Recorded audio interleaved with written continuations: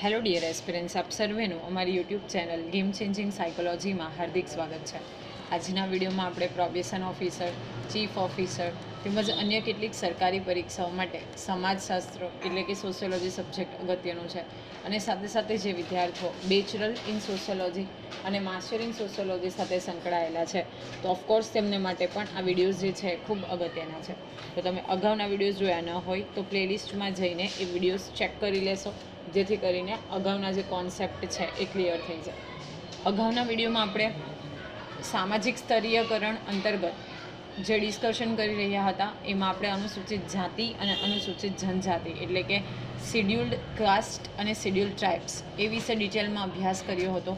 હવે આજના વિડીયોમાં જે અન્ય એક વર્ગ છે જે છે અન્ય પછાત વર્ગ, જેને આપણે ધ અધર બેકવર્ડ ક્લાસીસ એટલે કે ઓબીસી તરીકે ઓળખીએ છીએ, અધર બેકવર્ડ ક્લાસીસ, તો એ વિશેની વાત કરીશું. અગાઉના વિડીયોમાં આપણે એસટી અને એસસી સમુદાય વિશે એમની કેરેક્ટરિસ્ટિક શું છે, પ્લસ એના લક્ષણો કયા કયા છે, ભારતમાં કયા કયા સ્થળે એમની વસ્તી જે છે એ જોવા મળે છે, બધી જ વસ્તુનો ડિટેલમાં અભ્યાસ કર્યો હતો. હવે આજના વિડીયોમાં એ જ અંતર્ગત આપણે અન્ય પછાત વર્ગો એટલે કે અધર બેકવર્ડ ક્લાસીસ વિશે અભ્યાસ કરવાના છીએ. તો આપણે અગાઉ જ વિડીયોમાં વાત કરી હતી કે બંધારણમાં અનુસૂચિત જાતિઓ અને અનુસૂચિત જનજાતિઓ માટે વિશેષ જોગવાઈ છે. ઓકે, એમના માટે જે આપણું બંધારણ છે, સંવિધાન છે, એમાં એક અલગ જ પ્રકારની જોગવાઈ કરવામાં આવી છે અનુસૂચિત જાતિઓ એટલે કે એસસી કેટેગરી માટે અને અનુસૂચિત જનજાતિઓ એટલે કે એસટી કેટેગરી માટે. ઓકે, આ બંને સમૂહો ઉપરાંત ભારતના બંધારણમાં અન્ય પછાત વર્ગોનો પણ ઉલ્લેખ કરવામાં આવ્યો છે. તો એસસી અને એસટીનો તો ઉલ્લેખ કરવામાં આવ્યો જ છે, સાથે સાથે બેઝિકલી જે અધર બેકવર્ડ ક્લાસીસ એટલે કે અન્ય પછાત વર્ગો છે તો એમના વિશે પણ ઉલ્લેખ કરવામાં આવ્યો છે આપણા ભારતના બંધારણમાં, જેમાં સામાજિક, શૈક્ષણિક અને આર્થિક પછાત વર્ગોનો સમાવેશ થાય છે. હવે આપણે જ્યારે આ અન્ય પછાત વર્ગ એટલે કે અધર બેકવર્ડ ક્લાસીસની વાત કરીએ તો જે લોકો સામાજિક રીતે, શૈક્ષણિક રીતે અને આર્થિક રીતે પછાત છે તો એવા વર્ગોનો સમાવેશ આપણે અધર બેકવર્ડ ક્લાસીસ એટલે કે અન્ય પછાત વર્ગોમાં કરીએ છીએ. અન્ય પછાત વર્ગો માટે સમગ્ર ભારતની કોઈ સૂચિ કે યાદી નથી, પણ શિક્ષણ મંત્રાલય અને રાજ્ય સરકારોએ આવી યાદી બનાવી છે. તો આ સ્ટેટમેન્ટ તરીકે તમને પૂછાઈ શકે કે આપણી પાસે સમગ્ર ભારતમાં કયા વર્ગોને ઓબીસી એટલે કે અધર બેકવર્ડ ક્લાસીસમાં સમાવિષ્ટ કરવા એ અંગે આપણી પાસે કોઈ લિસ્ટ, સૂચિ કે યાદી નથી, પરંતુ જે આપણું એજ્યુકેશન મિનિસ્ટ્રી છે એટલે કે શિક્ષણ મંત્રાલય છે અને સાથે સાથે જે તે રાજ્યની રાજ્ય સરકાર છે તો એમણે યાદી બનાવેલી છે. તો આ સ્ટેટમેન્ટમાં પૂછાઈ શકે કે ઓબીસીનો જે જોગવાઈ છે બંધારણમાં કરવામાં આવી છે, રાઈટ, તો એ સ્ટેટમેન્ટ પછી રોંગ થઈ જશે. ભારતમાં શ્રી કાકા સાહેબ કાલેલકરની અધ્યક્ષતામાં સૌપ્રથમ 1953માં કમિશન એટલે કે પંચ નિમાયું હતું. તેણે દેશમાં 2399 જ્ઞાતિઓને પછાત જ્ઞાતિઓની યાદીમાં સમાવિષ્ટ કરી હતી. આ કમિશને સામાજિક દરજ્જાનો કોટિક્રમ અને પછાતપણાનો માપદંડ સ્વીકાર્યો, પરંતુ એમની ભલામણનો સ્વીકાર ન થયો. તો આ પણ ખૂબ અગત્યનું છે કે સૌપ્રથમ આ જે ઓબીસી કેટેગરી છે તો એના માટે આપણા ભારતમાં શ્રી કાકા સાહેબ કાલેલકર, જે ગુજરાતી સાહિત્યના ઘણા મોટા દરજ્જાના વ્યક્તિ આપણે કહી શકીએ, કાકા સાહેબ કાલેલકર, જેમને સવાઈ ગુજરાતી તરીકે પણ ઓળખવામાં આવતા હતા, તો એમની અધ્યક્ષતામાં સૌપ્રથમ વખત 1953માં એક કમિશન નિમાય છે અને એ કમિશન જ્યારે વર્ક કરે છે તો એ 2399 જેટલી જ્ઞાતિઓને આ પછાત જ્ઞાતિઓની યાદીમાં સમાવિષ્ટ કરે છે. હવે આ જે કમિશન હતું જે શ્રી કાકા સાહેબ કાલેલકરની અધ્યક્ષતામાં વર્ક કરતું હતું, તો એમણે સામાજિક દરજ્જાનો જે કોટિક્રમ છે, અગાઉ પણ આપણે જોયું હતું કે સામાજિક દરજ્જાનો કોટિક્રમ એટલે કે કેટલીક જ્ઞાતિઓ જે સૌથી ઉચ્ચ વર્ણની, પછી મધ્યમ વર્ણની અને પછી એકદમ નિમ્ન કક્ષાની, અને પછાતપણાનો માપદંડ જે છે એ સ્વીકારે છે કે હા તે લોકો પછાત છે તો એનો અંગેનો માપદંડ એ સ્વીકારે છે, પરંતુ જે એમની ભલામણો હતી કે લોકોને આ રીતે ફેસિલિટી આપવી જોઈએ, આ રીતે કરવું જોઈએ, તો એનો અસ્વીકાર કરે છે. ભારત સરકારે ભારતના બંધારણના અનુચ્છેદ 15 અને 16ના હેતુઓને અનુલક્ષીને 1979માં એટલે કે 1979માં બીજા પંચને નિમ્યું. આ પંચના અધ્યક્ષ શ્રી બીપી મંડલ હતા અને એટલા માટે આ પંચને મંડલ કમિશન તરીકે ઓળખવામાં આવે છે. તો તમારે સિક્વન્સ વાઇઝ યાદ રાખવાનું છે. ફર્સ્ટ આવશે 1953માં કાકા સાહેબ કાલેલકરની અધ્યક્ષતા. સેકન્ડ, ભારતનું બંધારણનો જે અનુચ્છેદ 15 અને 16 છે તો એના હેતુને અનુલક્ષીને બીજું એક પંચ જે છે 1979માં નીમવામાં આવે છે અને આ પંચના જે અધ્યક્ષ છે એ શ્રી બીપી મંડલ, અને એને કારણે આ જે કમિશન હતું એને મંડલ કમિશન તરીકે ઓળખવામાં આવે છે. આ પંચના તજજ્ઞોની સમિતિના અધ્યક્ષ આંતરરાષ્ટ્રીય ખ્યાતિ ધરાવતા ભારતના સમાજશાસ્ત્રી MN શ્રીનિવાસ હતા. ઓકે, તો આ પણ અગત્યનું છે કે એના અધ્યક્ષ કોણ હતા? પંચના અધ્યક્ષ બીપી મંડલ હતા, એટલા માટે એમને મંડલ કમિશન.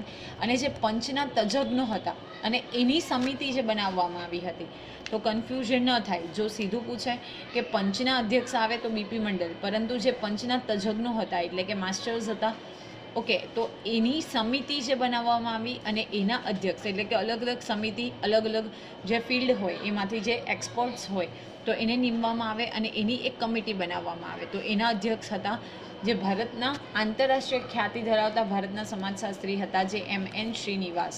તો એમને આ તજજ્ઞની સમિતિ એટલે કે એક્સપર્ટ્સની જે કમિટી હતી એના હેડ બનાવવામાં આવે છે, અધ્યક્ષ બનાવવામાં આવે છે. આ મંડળ પંચને નીચેની કામગીરી સોંપવામાં આવી હતી. હવે કઈ કઈ જે કામગીરી છે આ મંડળ પંચને સોંપવામાં આવી હતી, તો સૌપ્રથમ છે સામાજિક અને શૈક્ષણિક રીતે પછાત વર્ગો નક્કી કરવા અને તેના માપદંડો નક્કી કરવા. સૌપ્રથમ તો કઈ કેટેગરીને આપણે સામાજિક અને શૈક્ષણિક રીતે પછાત વર્ગ એટલે કે ઓબીસી કેટેગરીમાં મૂકી શકીએ તો એ નક્કી કરવું અને એના જે માપદંડો છે એટલે કે કયા કયા મેઝરમેન્ટને આધારે એમને મૂકી શકીએ આપણે એ કેટેગરીમાં, તો એ નક્કી કરવું. નંબર 2 છે સામાજિક અને શૈક્ષણિક રીતે પછાત વર્ગોના વિકાસ માટેના પગલાંની ભલામણ કરવી. હવે આપણે માપદંડો નક્કી કરી લીધા, ઓકે, કયા કયા વર્ગોને ઓબીસીમાં સમાવવા એ ડિક્લેર કરી લીધું. પ્લસ હવે કે એ લોકો બેકવર્ડ છે, ઓકે, સામાજિક, શૈક્ષણિક અને આર્થિક રીતે, તો એમના વિકાસ માટે કયા કયા પગલાં ભરી શકાય તો એ અંગેની હિમાયત કરવી સરકારને. નેક્સ્ટ છે જાહેર સેવાઓમાં પર્યાપ્ત પ્રતિનિધિત્વ નથી તેવા પછાત વર્ગોને નોકરીઓમાં અનામતની જોગવાઈ અંગે ભલામણ કરવી. હવે જે આપણી જાહેર સેવાઓ છે, ઓકે, તો એમાં જે પર્યાપ્ત પ્રતિનિધિત્વ નથી ધરાવતા તો એવા પછાત વર્ગોને એ જાહેર સેવાઓમાં એટલે કે ગવર્મેન્ટ જે જોબ્સ છે, ઓકે, ગવર્મેન્ટ પોસ્ટ છે તો એમાં સામેલ કરવા, પ્લસ એને નોકરીઓમાં અનામત અંગેની જોગવાઈ અંગે ભલામણ કરવી. તો એનું ત્રીજું વર્ગ હતું. તો બેઝિકલી 3 કાર્ય જે છે એ આ મંડળ પંચને સોંપવામાં આવે છે. હવે છે મંડળ પંચે સામાજિક અને શૈક્ષણિક પછાતપણું નક્કી કરવા માટે અપનાવેલા માપદંડો. હવે કયા બેઝિસ પર આપણે જે સામાજિક અને શૈક્ષણિક પછાતપણું નક્કી કરીશું એટલે કે કયા વર્ગોને એમાં સમાવિષ્ટ કરીશું, તો એના અંગે પણ કેટલાક મેઝરમેન્ટ જે છે સેટ કરવામાં આવ્યા હતા. તો મંડળ પંચે સામાજિક અને શૈક્ષણિક પછાતપણું નક્કી કરવા માટે સામાજિક, શૈક્ષણિક અને આર્થિક એવા 3 વિભાગમાં માપદંડો અપનાવ્યા હતા. ઓકે, કયા 3 ફિલ્ડમાં? તો કે એક સામાજિક એટલે કે સોશિયલ, શૈક્ષણિક એટલે કે એજ્યુકેશનલ અને આર્થિક એટલે કે ઇકોનોમિકલ. આવા 3 વિભાગમાં બેઝિકલી અલગ અલગ મેઝરમેન્ટ જે છે એ આ મંડળ પંચ દ્વારા ક્રિએટ કરવામાં આવ્યા હતા. એમાં સૌપ્રથમ છે સામાજિક માપદંડ એટલે કે સોશિયલ. જો આપણે વાત કરીએ તો સોશિયલી કયા કયા મેઝરમેન્ટ્સ હતા, તો સામાજિક પછાતપણું નક્કી કરવા માટે નીચેના 4 માપદંડ નક્કી કરવામાં આવ્યા હતા. એમાં નંબર 1, જે જ્ઞાતિઓ કે વર્ગો સામાજિક રીતે પછાત ગણાતા હોય, ઓકે, સોશિયલી જે વર્ગો છે, ક્લાસીસ છે, એ બેઝિકલી પછાત ગણાતા હોય તો એ જે જ્ઞાતિઓ કે વર્ગો એમની આજીવિકા માટે શારીરિક શ્રમ ઉપર આધાર રાખતા હોય, એટલે કે પોતાની જે આજીવિકા ચલાવવી છે, ઓકે, એટલે કે જો અર્થ ઉપાર્જનની ક્રિયા કરવી છે તો એ શારીરિક શ્રમ ઉપર એટલે કે બેઝિકલી મજૂર તરીકે, લેબર્સ તરીકે કામ કરતા હોય, તેમને વધારે પડતો શારીરિક શ્રમ કરવો પડતો હોય, તો બેઝિકલી એ કેટેગરીમાં સમાવિષ્ટ થતા વર્ગોનો એમાં સમાવેશ કરવામાં આવ્યો. નેક્સ્ટ છે જે જ્ઞાતિઓ કે વર્ગોના ગામડામાં વસતા લોકોના 25% સ્ત્રીઓ અને 10% પુરુષો અને શહેરમાં વસતા લોકોના 10% સ્ત્રીઓ અને 5% પુરુષો રાજ્યની સરેરાશ કરતાં વધારે સંખ્યામાં 17 વર્ષની નીચેની ઉંમરે લગ્ન કરતા હોય. તો આ પણ એક અગત્યનું છે કે ફર્સ્ટ આપણે વાત કરીએ ગામડાની, તો ગામડામાં વસતા એવા જ્ઞાતિઓ કે વર્ગો કે જેની 25% સ્ત્રીઓ અને 10% પુરુષો, ઓકે, એટલે જે વિલેજ એરિયાની વાત કરીએ તો ઓકે, અહીંયા આપણે લખી દઈએ ફિમેલ અને અહીંયા મેલ. તો વિલેજ એરિયામાં 25% ફિમેલ, ઓકે, અને 10% મેલ. ઓકે, હવે આપણે અર્બન એરિયાની વાત કરીએ, ઓકે, તો અર્બન એરિયામાં 10% સ્ત્રીઓ એટલે કે 10% ફિમેલ અને 5% મેલ. તો આની કમ્પેરિઝન અને બેઝિકલી રાજ્યની સરેરાશ વધારેમાં વધારે કરતાં વધારે એટલે કે જે તે રાજ્યની સરેરાશ છે એના કરતાં વધારે પ્રમાણમાં જો 17 વર્ષની નીચે એ લોકો લગ્ન કરતા હોય. ઓકે, તો રાજ્યની સરેરાશ જે હોય જે તે રાજ્યની એના કરતાં વિલેજમાં 25% અને મેલમાં 10%નો રેશિયો, અને રૂરલ અર્બન એરિયાની વાત કરીએ તો ત્યાં બેઝિકલી આપણે 10% ફિમેલ અને 5% મેલ. જો 17 વર્ષ કરતાં નાની વયમાં લગ્ન કરતા હોય તો એને સામાજિક બેઝિકલી પછાત ગણવા. જે જ્ઞાતિઓ કે વર્ગોમાં રાજ્યની સરેરાશ કરતાં 25% વધુ સ્ત્રીઓ આજીવિકા માટે કામ કરતી હોય. હવે જે તે રાજ્યમાં જે સ્ત્રીઓ આજીવિકા માટે અર્થ ઉપાર્જન માટે કામ કરે છે તો એની કમ્પેરિઝન એટલે કે એની સરેરાશ છે એના કરતાં એની કમ્પેરિઝન કરવામાં આવે તો 25% વધુ સ્ત્રીઓ જો આજીવિકા માટે કામ કરતી હોય તો એને આપણે સામાજિક રીતે પછાત વર્ગોમાં સમાવેશ કરવો જોઈએ. ઓકે, એવું આ મંડળ પંચે ભલામણ કરી. નેક્સ્ટ છે શૈક્ષણિક માપદંડ. તો શૈક્ષણિક પછાતપણું નક્કી કરવા માટે 3 માપદંડ અપનાવવામાં આવ્યા હતા. રાજ્યની સરેરાશ કરતાં 25% વધારે જ્ઞાતિઓ કે વર્ગોના 5 થી 15 વયના જૂથના બાળકો નિશાળે ગયા જ ન હોય. ઓકે, હવે જે તે રાજ્યની સરેરાશ કે કેટલા એજ્યુકેશન સાથે કનેક્ટેડ છે તો એમાં 25%થી એવી વધારે જ્ઞાતિઓ કે જેના 5 થી 15 વર્ષ સુધીની વય જૂથ એટલે કે જ્યારે આપણે પ્રાઇમરી એજ્યુકેશનની વાત કરીએ તો 5 થી 15 વર્ષની જે વય જૂથના 25%થી વધારે જે બાળકો છે ઓકે એ સ્કૂલે ક્યારેય ગયા જ ન હોય તો એને શૈક્ષણિક રીતે બેકવર્ડ કમ્યુનિટીમાં એડ કરવી. રાજ્યની સરેરાશ કરતાં 25% કરતાં વધારે જે જ્ઞાતિઓ કે વર્ગોના 5 થી 15 વર્ષના બાળકો અધવચ્ચેથી અભ્યાસ છોડીને જતા હોય. અગેન જે તે રાજ્યની જે સરેરાશ છે એજ્યુકેશન રિલેટેડ તો એમાંથી એની કમ્પેરિઝન કરતાં જો 25% વધારે જે તે જ્ઞાતિ કે વર્ગોના બાળકો એટલે કે 5 થી 15 અગેન આવશે આમાં પ્રાઇમરી એજ્યુકેશન સુધીના. ઓકે, તો એ અધવચ્ચેથી ડ્રોપ લઈ લેતા હોય એટલે કે ડ્રોપ આઉટ રેશિયો હોય એટલે કે અધવચ્ચેથી શિક્ષણ અભ્યાસ છોડી દેતા હોય તો એ. અને નેક્સ્ટ છે રાજ્યની સરેરાશ કરતાં 25% કરતાં ઓછા જે જ્ઞાતિઓ કે વર્ગોમાં મેટ્રિક ભણેલા હોય. હવે મેટ્રિક એટલે બેઝિકલી હવે આપણે એસએસસી લેવલ કાઉન્ટ કરી શકીએ તો રાજ્યની કમ્પેરિઝન જે તે રાજ્યની કમ્પેરિઝનના એસએસસીના જેટલા સ્ટુડન્ટ્સ છે ઓકે અથવા તો જેટલા જ્ઞાતિના લોકો છે એની કમ્પેરિઝન જો કરવામાં આવે તો એ 25%થી ઓછા જે તે જ્ઞાતિ કે જે મેટ્રિક સુધી જ ભણેલા હોય તો એનો પણ સમાવેશ આપણે શૈક્ષણિક માપદંડ તરીકે શૈક્ષણિક રીતે પછાતપણું નક્કી કરવા માટે મંડળ પંચે એવું સૂચવ્યું હતું. નેક્સ્ટ છે આર્થિક માપદંડ. તો આર્થિક પછાતપણું નક્કી કરવા માટે અગેન જે 3 મેઝર્સ છે એ ફોલો કરવામાં આવ્યા હતા. રાજ્યની સરેરાશ કરતાં જે જ્ઞાતિ કે વર્ગોના કુટુંબોની મિલકતની કિંમત 25% ઓછી હોય. હવે જે તે રાજ્યની સરેરાશને આપણે કમ્પેરિઝન કરીએ છીએ તો એની કમ્પેરિઝનમાં જે મિલકતની કિંમત છે એ 25% ઓછી હોય તો એવા ફેમિલીઝને. નેક્સ્ટ છે રાજ્યની સરેરાશ કરતાં જે જ્ઞાતિ અથવા વર્ગોના 25% કરતાં વધારે કુટુંબો કાચા મકાનમાં રહેતા હોય. હવે આખા રાજ્યની જ્યારે ગણતરી કરવામાં આવે કે આખા રાજ્યમાંથી કેટલા લોકો જે છે કેટલા કુટુંબો છે કેટલી જ્ઞાતિ કેટલી વર્ગો જે છે કાચા મકાનમાં રહે છે તો એની સરેરાશ મેળવવામાં આવે અને ઓન ધી અનધર સાઈડ એવી જ્ઞાતિઓ એવા વર્ગોની સરેરાશ કે જે 25% કરતાં વધારે જ્ઞાતિઓ વર્ગો અથવા તો કુટુંબો કાચા મકાનમાં રહેતા હોય તો એના આર્થિક રીતે પછાત કાઉન્ટ કરવા. જે જ્ઞાતિઓ કે વર્ગોના 25% કરતાં વધારે કુટુંબોને રોજબરોજની જરૂરિયાતો માટે લોન લેવી પડતી હોય.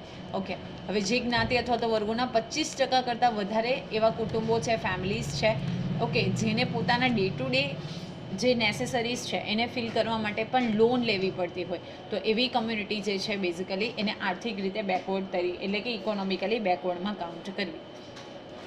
મંડળ પંચે નિષ્ણાંતોની સમિતિ નિમીને સર્વેક્ષણ કરાવ્યું હતું. આ સર્વેક્ષણનો હેતુ માહિતી દ્વારા સામાજિક અને શૈક્ષણિક પછાતપણાના એકમો તરીકે જ્ઞાતિનો માપદંડ તરીકે ઉપયોગ કર્યો અને અન્ય પછાત વર્ગોની યાદી તૈયાર કરી પોતાની ભલામણ સાથેનો અહેવાલ 1980માં ભારત સરકારને સુપરત કર્યો અને 1982માં આ અહેવાલની ચર્ચા સંસદમાં કરવામાં આવી. હમણાં આપણે જોયું કે બેઝિકલી જે આ પંચ છે એ નિમાયું હતું 1979માં. ઓકે, તો 1979માં આ પંચની નિમણૂક કરવામાં આવે છે. 1979માં 1 વર્ષ પછી આ બધા ઓબ્ઝર્વેશન કરીને 1980માં શું કરવામાં આવે છે જે પોતાનો અહેવાલ છે એ આ મંડળ જે છે એ બેઝિકલી આપણે જોયું કે મંડળ પંચ છે એ પરત કરે છે એટલે કે જે એમણે એનાલિસિસ કર્યું એ અંગેનો જે રિપોર્ટ છે એ સબમિટ કરે છે અને અગેન આફ્ટર 2 years 1882માં એટલે કે 1982ની અંદર આ અહેવાલ ઉપર જે ચર્ચા છે એ સંસદમાં કરવામાં આવી. તો 1979માં આ પંચ છે એની ભલામણ કરવામાં આવે છે, નિમણૂક કરવામાં આવે છે. 1980માં પોતાનો જે અહેવાલ છે એ સંસદને સરકારને સોંપે છે અને 1982ની અંદર આ અહેવાલને અનુલક્ષીને સંસદમાં ચર્ચા કરવામાં આવે છે. હવે એનો અમલ પ્રત્યાઘાત ન્યાય અને પગલાં વિશે વાત કરીએ તો એનો અમલ થયો કે કેમ, શું એના રિએક્શન્સ આવ્યા, સાથે સાથે એના ન્યાય અને પગલાં અંતર્ગત કઈ મેટર્સ છે તો એ વિશેની આપણે ચર્ચા કરીએ. 13મી ઓગસ્ટ 1990ના જાહેરનામાથી તે વખતની ભારત સરકારે મંડલ પંચની ભલામણોનો અમલ કર્યો. તો હવે 13મી ઓગસ્ટના દિવસે 1990ના રોજ શું કરવામાં આવે છે, એક જાહેરનામું પબ્લિશ કરવામાં આવે છે. હમણાં જ આપણે જોયું ઓકે કે 82ની અંદર શું કરવામાં આવે છે, અહેવાલની ચર્ચા સંસદની અંદર કરવામાં આવે છે અને અગેન આફ્ટર 8 years 1990માં એટલે કે 1990માં એક જાહેરનામું પબ્લિશ કરવામાં આવે છે અને એ વખતની જે ભારત સરકાર છે એ આ મંડલ પંચની જે કોઈ ભલામણો હતી તો એનો અમલ કરે છે. આ જાહેરનામાથી ભારત સરકારની સનદી જગ્યાઓ એટલે કે જે ક્લાસ 1-2 લેવલની જે એક્ઝામ અને એને આધારે જે અલગ અલગ સર્વિસ અસાઇન કરવામાં આવે તો એ અને એ સેવાઓમાં અન્ય પછાત વર્ગો એટલે કે ઓબીસી અધર બેકવર્ડ ક્લાસીસ માટે 27% એટલે કે 27% જગ્યાઓ અનામત રાખવાની જોગવાઈ કરવામાં આવી. ઓકે, તો 1990માં સરકાર દ્વારા એવું નક્કી કરવામાં આવ્યું કે આ જે અધર બેકવર્ડ ક્લાસીસ છે તો એના માટે કોઈ પણ ગવર્મેન્ટ જોબ્સ છે તો એમાં 27% રિઝર્વેશન રાખવાની એમાં ભલામણ કરવામાં આવે છે, જોગવાઈ કરવામાં આવે છે. અનામતની આ જોગવાઈઓ વિશાળ પાયા ઉપર વિરોધ થયો અને સર્વોચ્ચ અદાલતમાં અનામતની જોગવાઈને પડકાર કરતી રીટ પિટિશનો થઈ. ઓકે, હવે આટલી વિશાળ પાયા ઉપર 27% જેટલું રિઝર્વેશન આપવામાં આવે છે અને એટલા માટે મોટા પાયા ઉપર એનો વિરોધ થાય છે. સુપ્રીમ કોર્ટની અંદર એને પિટિશન એટલે કે લોકહિતની અરજી જે છે એ દાખલ કરવામાં આવે છે. નામદાર સર્વોચ્ચ અદાલતે 16 નવેમ્બર 1992માં બહુમતીથી ચુકાદો આપ્યો. ઓકે, હવે 1990માં પિટિશનની અરજી થાય છે અને 16 નવેમ્બર 1992માં આફ્ટર 2 years શું કરે છે, બહુમતીથી ચુકાદો આપે છે એટલે કે એનું જજમેન્ટ જે છે એ સુપ્રીમ કોર્ટ આપે છે. આ ચુકાદામાં એવી શરત મૂકવામાં આવી કે અનામત અંગેના જાહેરનામાનો અમલ કરવામાં અન્ય પછાત વર્ગોમાં જે વ્યક્તિઓ સામાજિક રીતે વિકસિત છે તેઓને અનામતના લાભોથી બાકાત રાખવા. ઓકે, શું કરવામાં આવે છે, એસસી જે છે એ બેઝિકલી એટલે કે સુપ્રીમ કોર્ટ જે છે એવું જજમેન્ટ આપે છે કે અનામત આપવામાં આવશે પરંતુ જે વર્ગો માં એટલે કે આ જે ઓબીસી ક્લાસીસમાં જે વ્યક્તિઓ જે છે એ સામાજિક રીતે વિકસિત છે એટલે કે ડેવલપ્ડ છે તો એને અનામતના લાભો મળશે નહીં. આ ઉપરાંત સર્વોચ્ચ અદાલતે ભારત સરકાર અને બધી રાજ્ય સરકારોને અન્ય પછાત વર્ગોની યાદી અંગે લોકોની ફરિયાદ અને રજૂઆતને લક્ષ્યમાં લઈ તેમાં આવશ્યક સુધારા વધારા કરવા માટે કાયમી તંત્ર ઊભું કરવાનો આદેશ આપ્યો. પ્લસ જે લોકોની ફરિયાદ હતી, રજૂઆત હતી તો એને ધ્યાનમાં લઈને ભારત સરકાર દરેક રાજ્ય સરકારને પછાત વર્ગની યાદી પ્રિપેર કરવાનું કહે છે અને એમાં આવશ્યક સુધારા વધારા કરવાનું જણાવે છે. આ આદેશને અનુલક્ષીને અગેન આફ્ટર 1 year 1993માં પછાત વર્ગો માટે રાષ્ટ્રીય પંચની રચના કરવામાં આવી. તો આ સ્ટેટમેન્ટ પણ અગત્યનું છે કે 1993માં રાષ્ટ્રીય પંચની રચના કરવામાં આવે છે અધર બેકવર્ડ ક્લાસીસ માટે. પ્રસંગોપાત તેની પુનઃરચના કરવામાં આવે છે 1999માં એટલે કે 1999માં ભારત સરકારે નિષ્ણાંતોની સમિતિની ઓકે ફરીથી એની પુનર્રચના કરવામાં આવે છે again in the year of 1999 જે એક્સપર્ટ્સ છે તો એની એક સમિતિ નીમવામાં આવે છે, અપોઇન્ટ કરવામાં આવે છે. આ સમિતિને અન્ય પછાત વર્ગોમાંથી વિકસિત વ્યક્તિઓને ઓળખી કાઢવાનું કામ સોંપવામાં આવ્યું જેથી અન્ય પછાત વર્ગોને મળતા અનામતના લાભોથી તેઓને બાકાત રાખી શકાય અને જરૂરિયાતમંદ વંચિત રહેવા ન પામે.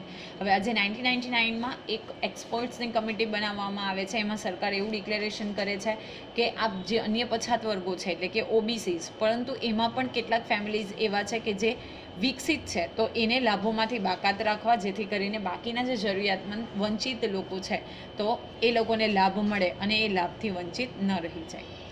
હવે આપણે વાત કરીએ ગુજરાતમાં અન્ય પછાત વર્ગોના સંદર્ભમાં, તો અનુસૂચિત જાતિઓ અને અનુસૂચિત જનજાતિઓ સિવાયના સમાજના બીજા કયા કયા સ્તરના લોકો સામાજિક અને શૈક્ષણિક રીતે પછાત છે તે નક્કી કરવા માટે ગુજરાત સરકારે 1972માં in the year of 1972 Gujarat હાઈકોર્ટના નિવૃત્ત મુખ્ય ન્યાયમૂર્તિ અને કાયદા પંચના અધ્યક્ષ શ્રી A.R. બક્ષી, અગેન ઇમ્પોર્ટન્ટ છે, તમારે યાદ રાખવાનું છે, એના અધ્યક્ષ પદ હેઠળ કમિશનની નિમણૂક કરી. હવે ગુજરાતમાં કઈ કઈ જે કાસ્ટ છે, ફેમિલીઝ છે, તેને આપણે ઓબીસી કેટેગરીમાં નિમી શકીએ, મૂકી શકીએ, એ માટે ગુજરાત સરકાર જે છે એ 1972ની અંદર ગુજરાત કોર્ટના, એટલે કે જે ગુજરાતની હાઈકોર્ટ છે, તો એના મુખ્ય અને નિવૃત્ત જે ન્યાયમૂર્તિ હતા, એટલે કે જજ હતા અને કાયદા પંચના અધ્યક્ષ રહી ચૂક્યા હતા એ શ્રી A.R. બક્ષી, તો એમના અધ્યક્ષ પદ એટલે કે એમને હેડ બનાવવામાં આવે છે અને એમના અધ્યક્ષ પદ હેઠળ એક કમિશનની નિમણૂક કરવામાં આવે છે. ઓફકોર્સ એમની સરનેમ બક્ષી હતી એટલા માટે આ જે પંચ છે એ બક્ષી પંચ તરીકે જાણીતું છે. આ પંચે નિષ્ણાંતોની સમિતિ નિમી. આ સમિતિના સભ્યોમાં આંતરરાષ્ટ્રીય ખ્યાતિ ધરાવતા, અગેન આ ખૂબ અગત્યનું સ્ટેટમેન્ટ છે, ગુજરાતના સમાજશાસ્ત્રી I.P. દેસાઈ પણ હતા. આ પંચે હાથ ધરેલા સર્વેક્ષણમાં ના કામમાં I.P. દેસાઈએ ટેકનિકલ એરિયા કન્સલ્ટન્ટ તરીકે માનદ સેવા આપી હતી. તો ખૂબ અગત્યનું છે કે I.P. દેસાઈ જે ગુજરાતના આંતરરાષ્ટ્રીય ખ્યાતિ ધરાવતા સમાજશાસ્ત્રી હતા, જેમનું નામ છે I.P. દેસાઈ, તો એમણે જે સર્વેક્ષણ એટલે કે જે ઓબ્ઝર્વેશન કરવામાં આવ્યું હતું, તો એમાં બેઝિકલી ટેકનિકલ એરિયા કન્સલ્ટન્ટ તરીકે પોતાની સેવા જે છે એ પ્રદાન કરી હતી. ગુજરાત યુનિવર્સિટીના સમાજશાસ્ત્ર વિભાગના તત્કાલીન અધ્યક્ષ તારાબહેન પટેલ અને એમની ટીમનું પણ યોગદાન મહત્વનું છે. તો આ પણ યાદ રાખવાનું છે કે ગુજરાત યુનિવર્સિટીમાં જે સમાજશાસ્ત્ર વિભાગના તત્કાલીન અધ્યક્ષ રહી ચૂકેલા તારાબહેન પટેલ અને એમની ટીમ, તો એમણે પણ મહત્વનું યોગદાન આપ્યું હતું. અને બક્ષી પંચે કોઈ સમૂહના સામાજિક અને શૈક્ષણિક રીતે પછાતપણાને નક્કી કરવા માટે જ્ઞાતિને એકમ તરીકે ગણી હતી. ઓકે, જે તે જ્ઞાતિનો આધાર લઈ અને પછી પોતાનું જે ઓબ્ઝર્વેશન છે, સર્વેક્ષણ છે, એ કરવામાં આવ્યું હતું. બક્ષી પંચે જુદા જુદા સમૂહોની સામાજિક, આર્થિક, શૈક્ષણિક પરિસ્થિતિનો અભ્યાસ કરી અને જુદા જુદા સમૂહોની રજૂઆત સાંભળી વિવિધ ધર્મની 82 જ્ઞાતિઓને સામાજિક અને શૈક્ષણિક રીતે પછાત ગણવાની ભલામણ કરી હતી. 1976માં બક્ષી પંચે પોતાનો અહેવાલ ગુજરાત સરકારને સુપરત કર્યો. ઓકે, બનાવવામાં આવે છે 1972માં અને 4 વર્ષ પછી વિવિધ ધર્મની, એટલે કે દરેક ધર્મની 82 જે જ્ઞાતિ હતી, ઓકે, 82 એટલે કે 82 જે જ્ઞાતિઓ હતી એને ઓબીસી કેટેગરીમાં સબમિટ કરવાનો જે પોતાનો અહેવાલ છે એ આ બક્ષી પંચ જે છે 1976ના વર્ષમાં ગુજરાત સરકારને સુપરત કરે છે, રિટર્ન કરે છે. બક્ષી પંચે જે જ્ઞાતિઓ, વર્ગો અને જૂથોને સામાજિક અને શૈક્ષણિક રીતે પછાત ગણી તેને અંગ્રેજીમાં સોશિયલી અને educationally backward classes, that is SCBC કહે છે. Okay, basically that was OBC.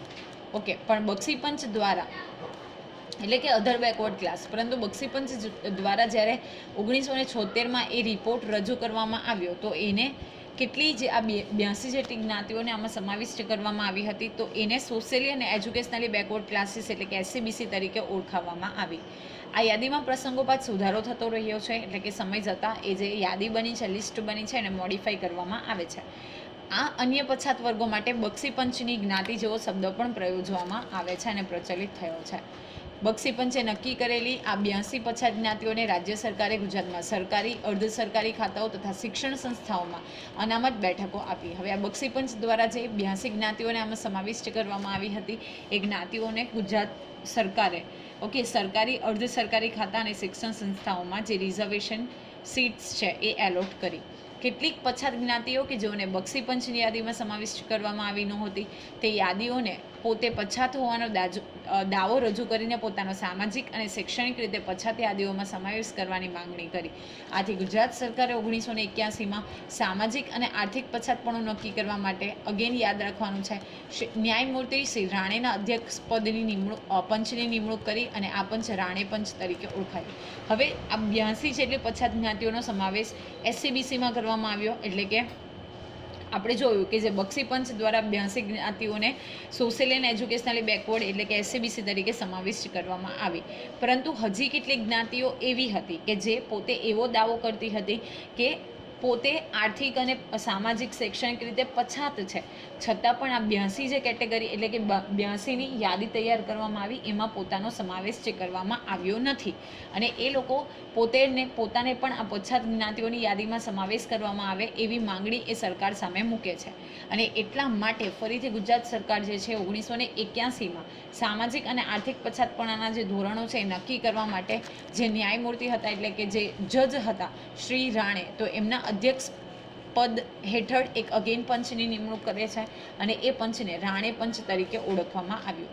આ પછી ગોપાલકૃષ્ણ કમિશન અને સુગનાબેન ભટ્ટ કમિશનનો સમાવેશ થાય છે.